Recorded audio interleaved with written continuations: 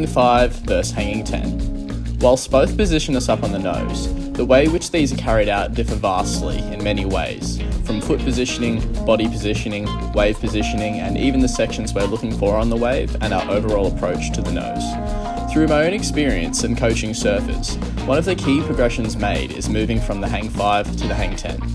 Today, I wanted to speak about the key differences between the two, which will hopefully inform your approach and understanding of the hang 5 and hang 10. This is tip time, now let's get into it.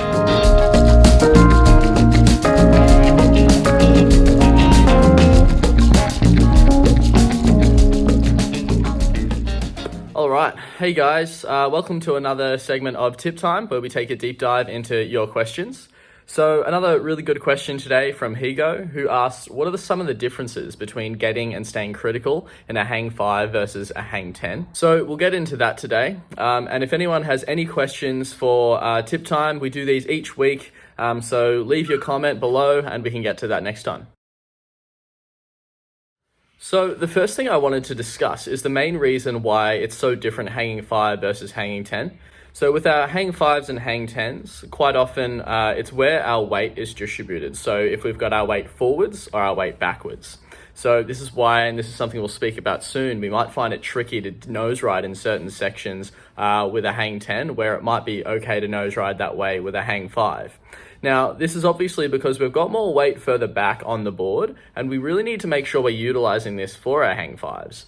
If you're struggling to hang 5 just in a normal section, which might look like out on the shoulder a little bit, and we don't need to be too close to that to the white water for the most part, but we can't be in a flat section either, then what you'll notice is we should have that weight onto the back foot and lightly touching with that front foot.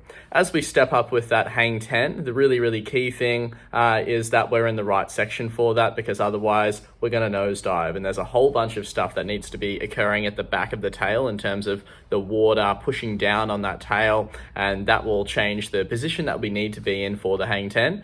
So let's get into that now. If we're going to be hanging 5, the section that we're in doesn't really need to require much lift. This is because our weight is further back on that back foot. For a hang 10 though, the sections we need to be looking for are more critical and are steeper so that we can allow for that lift to occur. Now, when we're talking about lift, we're looking at the space underneath the nose of the board, so the distance or space of air between the nose and where the water is. You can notice with a lot of nose rides, if we're out on the shoulder, there's not going to be any distance between the two just because of the flatter section. But as a wave starts to steepen out, we notice that the nose of the board will actually disconnect from the wave. And it's like we're hanging off a shelf. And so if we're doing a hang 10 properly, and if we've got a really good lift, which is something that we're definitely going to aim for with a hang 10 and the sections that we're eyeing out, then yeah, we should see a lot of space between the, I suppose, where we're standing on the nose on the hang 10 and the wave below us. So this then leads us into the next part, which is the positioning, or this positioning on the wave, and what sections are we looking for? For the hang 5, what we ideally would like to see is that we're outside or in front of the curl of the wave, or where that wave is breaking, so that really critical section. And we still want it to be steep for the most part. If we're getting in towards it being too flat, or we're too far out on the shoulder, then again, the nose ride isn't going to work, because we're not going to have enough weight coming onto the tail of the board from the water pressing down that's going to hold us up and provide that counterbalance, and we'll just be have too much weight at the front, so that won't work. So we do want to make sure that we're closer to the critical part of the wave where the white water is, but we don't necessarily need to be in and amongst that section, although of course we can be. When I'm looking for a hang 10 section, the thing that really differentiates the two is going to be how steep we are and how close we are to the critical part of the wave. The easiest way to go about thinking about this is wanting to be pretty much exactly where the wave is breaking. Now, this will feel for the most part quite odd, or a little bit, I suppose, difficult in the beginning because we're used to being in front of the wave. Doing maneuvers where the wave is actually breaking is quite unsteadying because it's very steep. It's going to be the fastest part of the wave as well.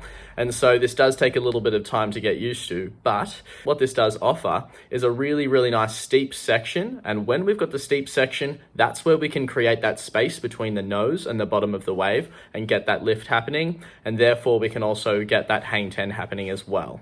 Because we're deeper in that section as well, it'll be meaning that we've got more surface area or more of that board for the water to come down on towards our tail and the middle of the board. And therefore there'll be more compression at the back, which will allow us to stand on the nose and have more counterbalance there as well. The other key to this is that for a hang 5, it's likely that you're going to want to be at the top of the wave. Again, this is so that if we're at the bottom of the wave and we're in front of where that white water's breaking, so in front of the critical section, if we're too low, you can think of that's where the flats are, that's where we're most likely to nosedive, so we want to stay away from that. So staying higher on the wave is definitely going to be good, and that's something we've also discussed in previous videos. For the hang 10, we can actually come a little bit lower on the wave. If you're thinking about where that hang 10 is occurring or the part of the wave that we're on, that curl of the wave is actually flipping over and crashing. And so if we're there, obviously we might get knocked off our board. So what we can do for the hang 10 is come a little bit lower. You can think about midway up the face of the wave. And what that will allow us to do is, again, be in a really critical section. Because it's nice and critical, we're still going to have that drop underneath us because the wave is standing up and create that lift. And so we can actually be a little bit lower on the wave when we're hanging 10 because we've got that steepness and the wave breaking at the top. So the next part is, how does this affect your approach to the wave, approach to looking for the nose rise and what you're looking for? So the first thing when I'm looking for the hang 5 is I want to try and position myself just in front of where that wave is breaking, staying nice and high on the wave as well. That's going to be really, really important. As I approach the nose, we want to make sure that we're keeping that weight on that back foot, so we're not placing all of the weight on the front foot, and this is because we might as well be hanging 10 if we do that. If we're going to counteract that to how we're actually, I guess, approaching and looking for the nose ride for a hang 10, we're going to really be looking for a very critical steep section. So this is either going to require us to, I guess, see something coming up towards us where the wave's going to be breaking and timing ourselves and slowing down the board to the point where we know that we're going to be approaching and getting to the nose to put ourselves in the pocket or exactly where that wave's going to be breaking. The alternative is things like your fade takeoffs or cutbacks into the white water to position ourselves nice and steep, nice and deep in that wave. But those things are a little bit high level again.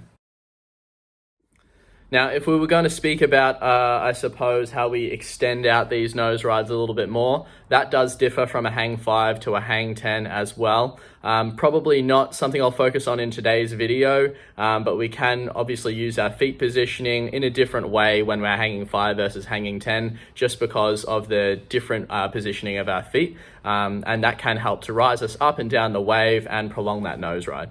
All right, so I think that about does it for today. I hope that you found that useful and it just helps to, I guess, inform you a little bit more about what we're looking for the hang 5 and the hang 10 in terms of how we're going to go about this, your approach on the wave, and hopefully gives you the confidence to kind of move forward and give the hang 10 a go. As I said at the start, if you have any questions for tip time next week, please just leave them in the comments below. Happy to go through those next time. And as usual, we've got tip time again in a week's time, and we've got the Sunday glide coming up this Sunday. Other than that, I hope you're all getting waves this week, and we'll see you in the next one.